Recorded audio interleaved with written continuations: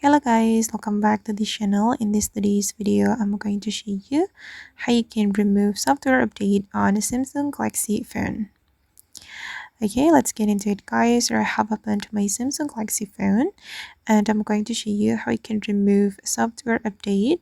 So guys, there are two methods we can try to remove software update on our Samsung Galaxy phone.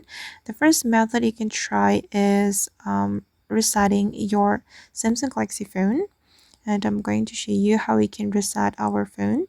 We can go to our settings and then go to the general management. Okay, and here you can scroll down until you find the reset menu. Okay, this one guys.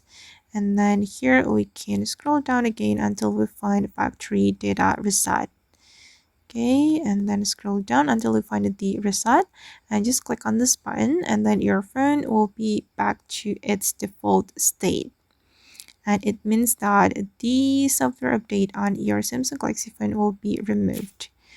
And then the second method I'm going to show you is by clearing the cache of the software update application or the hidden application.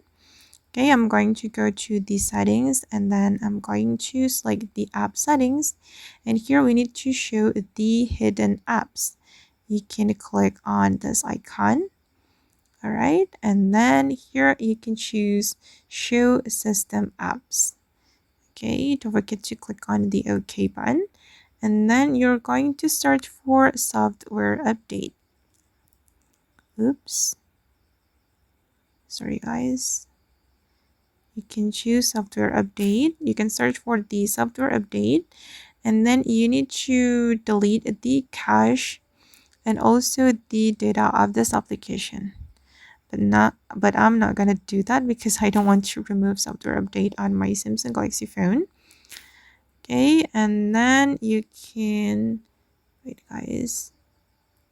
You can clear the data.